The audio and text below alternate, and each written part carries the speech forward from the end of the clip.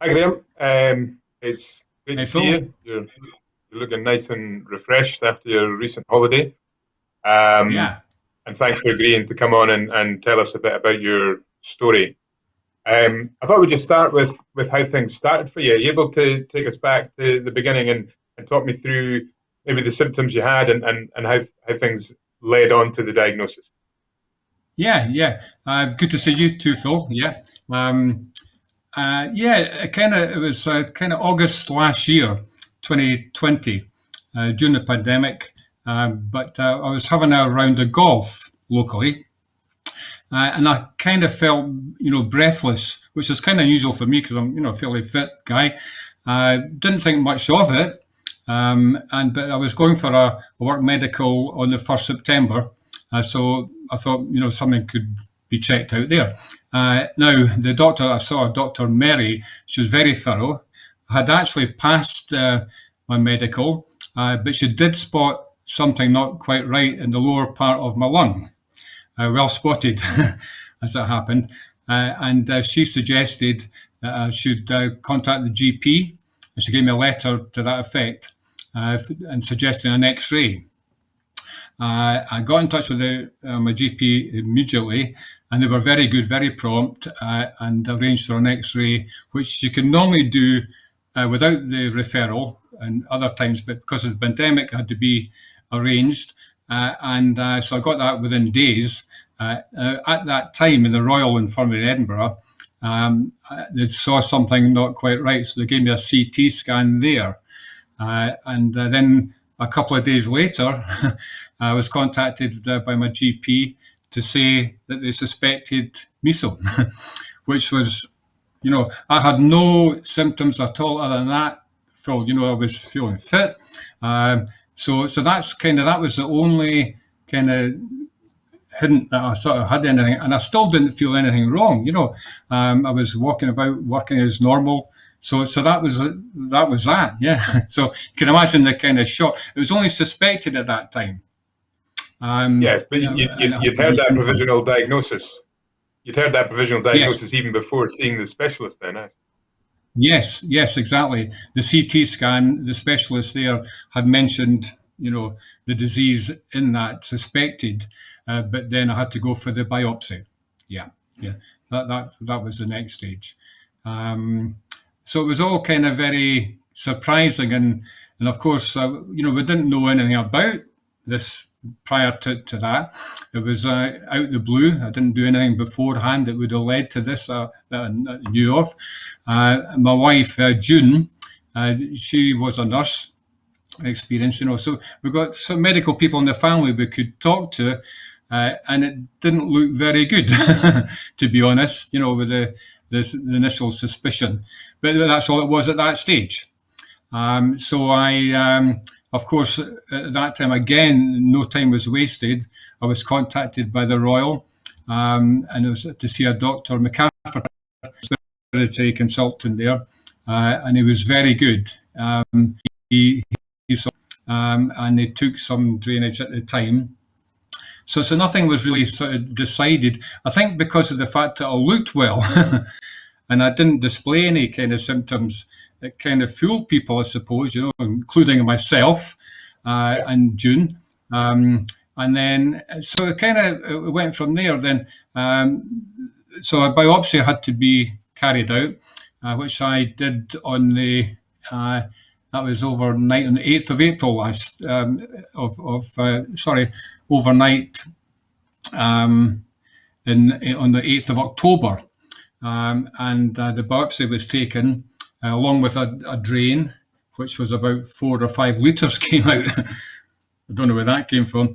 And then on the 16th of October, I had another appointment with Dr. McCafferty, and he told me the terrible news that that's exactly what I had, meso.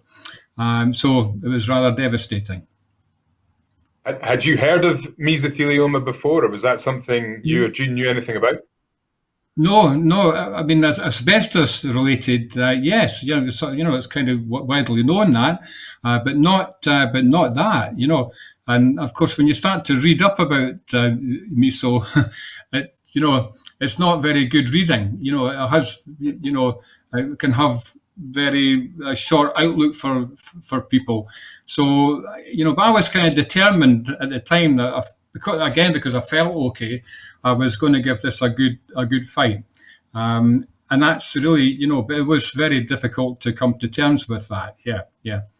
But because of the support I had up to then, it did help a lot. Yeah. And what were you told at that time about, potential treatments and outlook? Yes. Well, Dr. McCafferty and Karen McRae, I think the nurse at the time, they were very good on the day. They explained there was people like your good self, who were doing a lot of work to combat this particular disease because it's incurable. And a lot of time and, very intelligent clinicians were involved now with the network. So that reassurance was given. And Dr. McCafferty, then it was out of his hands. He had then asked for me for an appointment with oncology at the Western General in Edinburgh, where you are, with Dr. McKean, the consultant oncologist there. Now, that was a very good meeting. That was in November last year. And Dr. McKean was very positive about things, how different people can have, different forms of this kind of, she gave examples of people, 4 years down the line without any chemo or surgery, and of course there's the other spectrum as well, which you're always aware of. So she made it clear there are a lot of things going on, with surgery. Although the Mars 2 was finished, things were still being looked at. And then, so she gave a very positive take on it. Myself and June both met her, and she was excellent. We left there feeling, quite a lot came off our shoulders that day, actually, after that meeting, from that point, it kind of got a bit better, and she gave the plans, which time went on. We were considering the surgery. We didn't know if I'd be accepted for that. But it was something very much in my mind. You can kind of give it anything you can, Phil. When the chips are down, it's not in, why wouldn't you consider everything? So it was in December, after considering all the ups and downs, and I needed obviously a drain because the fluid was collecting again, and I got in touch with Nurse McRae to ask to arrange a drain, and also to discuss the surgery. And that was early in December, and in a very short period of time, one of your colleagues had got in touch to arrange for us to come and see you. That was early in December.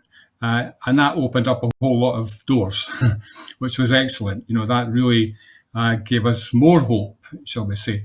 And that's how the Scottish Meso Network came into our knowledge, in detail, just exactly what you're doing. And of course we had the meeting with yourself, which went very, very well. Yeah. Remember it well. Does that answer? And what I do remember, we'd obviously discussed your case at the National Mesothelioma MDT to look at all treatment options, and that was when sort of multi-modality approach was first brought up, and did surgery have a role alongside the chemotherapy? How did you feel about that not being in the trial and not being in a trial and not being maybe part of a proven treatment at that time? How did that affect your thinking around whether to proceed with surgery? Whether to take this, to consider the surgery. The surgery, yes.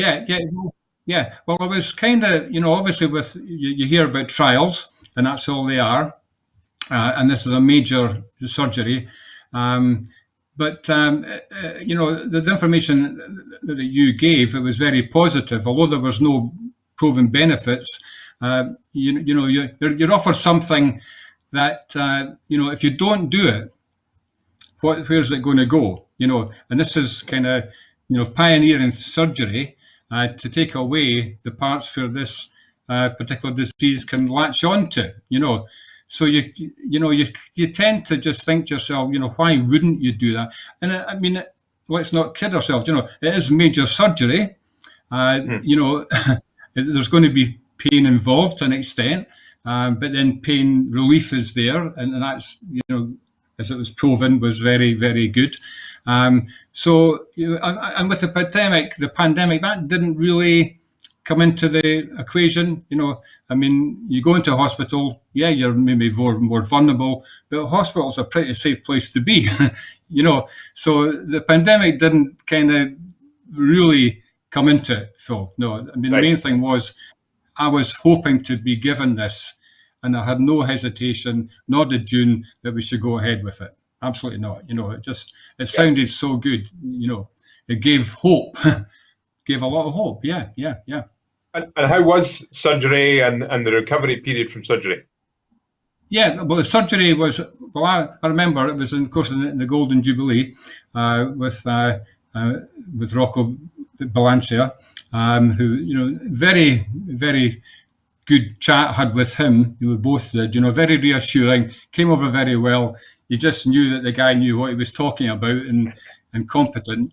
I'd gone in the night before. So, of course, June couldn't come in because of the pandemic, But I'd gone in, had my own room, overlooking the Clyde actually. It was a nice, comfortable room. The staff were great, made you feel very welcome. But then the next morning I was out, they put me under. That was about 8 o'clock in the morning, and I was woken about 7. And I was watched over. I wasn't in intensive care. I was just watched over for, the 48 hours in the unit. And then I was into my own room, basically. The surgery, obviously, because it's major, there is pain involved, but the pain was controlled. I was absolutely fine. I was well looked after there, and encouraged you to exercise, when you can. It's quite difficult because obviously there's the pain, you're lying in bed, it's a comfortable place, but they want you to sit up as quickly as possible. And it's quite amazing what you can do considering you've gone through all that. So I was trying my best to, and I sort of recovered well. I was in for just over the week. The care was excellent. Appetite wasn't great, but I was just doing what I could, And then when I got home, again, with instructions, with pain, relief to monitor that and take it as you need it. And I found the pain during the day wasn't too bad. At night, that's where it seemed to when you're going into bed. But then there was relief. So I slept okay, actually, And the painkillers were a definite necessity, but they did the job. And then I gradually came off those and went into just, paracetamol basically in time. 2 weeks after surgery, 2-3 weeks after surgery was the main point. You would say that the pain, you were aware of the pain, but then it started to diminish. And eventually, there wasn't anything during the day. At night, if I felt anything, I would take another paracetamol, and that was it. So, yeah, the time that it took to kind of, you obviously lose weight. Your appetite's not the same. So you have to build that up. But, the instructions are very clear what you've got to do. You've got to do some exercise. There's a limit to what you can do, but you can. I ended up having a bag of sugar beside me, and just kind of had a plastic bag, so it doesn't sprinkle all over the place. And I was lifting that 20 times in my right arm, 20 in my legs as well. And that all kind of, helped, shall we say. Yeah. I had lost, about a stone, but I got that back just by eating properly. And June, she's been great. She kind of knows what to look for, and she feeds me and fed me well, So I was, and drinking the right things as well. Yeah. And was it daunting thereafter to recover from the surgery and then have to go through chemotherapy cycles again? Well, and they're very good because I explained I was due to go into chemo not too long after surgery, but I did not feel quite up to it at that point. So I got in touch with Dr. McKean, had a nice chat with her, and she said, well, if you're not ready for it, not surprisingly, let's delay it. So it was delayed a little bit till I got about a month. I was delayed, and then I went back into the into chemo. Chemo is never a great thing to look forward to, I suppose. It's got the side effects, but in my case, I don't think I was too bad. It was like about it was a 3-week cycle. A week after chemo wasn't too comfortable, but the other 2 weeks were fine. And it's something that but it's necessary, and I would do it again. I mean, the chemo makes a difference. So it's nobody. Of course, it's not pleasant because it's poison in your body, isn't it? But it's absolutely. And Dr. McKean had no hesitation saying no. Do it all. That's it. Because anything that's maybe been missed, that's going to get rid of. And that's reassuring. Yeah. So no, and you've had some positive. Yeah, and you've had some positive results recently. Positive results in the way of, you mean your recent CT scans? Yes, absolutely. It was an all clear. It was one of the best phone calls I've had in my life to get that information. When Dr. McKean phoned after the CT. She was great, and then and say there was nothing kind of noticeable or anything. So it was just, it couldn't have been better, Phil. It really couldn't have been better. So the champagne was out. It was so good. You're a determined guy, and you've done really well through the treatment. This has obviously had a huge impact on you in June. What's both of your kind of outlook for the future and your hopes and expectations? Yeah, well, they couldn't be better. They really couldn't be better. When you're told a year ago, 16th of October, when you're told that you have this disease, and with the information you can get, it's a dark room you're in. There's no doubt about it. But now I really feel that the lights are on. We both feel that, not just myself, but June, family, friends, who can be forgotten sometimes, I suppose. But they go through it as well. They go through, particularly those that live with you. They see it daily. Maybe how you're affected with the chemo. Waiting for results, and you know yourself. Just kind of what's involved. And it's a lot of stress on them. They obviously see it they don't know if you're kidding on sometimes, how you're feeling. You say you're feeling okay. They don't know if you're telling the truth just to make them feel better. Human nature. But they go through it as well. And June's been great. So I think that's a very important fact, to have family and friends there behind you. So, with all that, you have support from and with people like you, Rocco, Dr.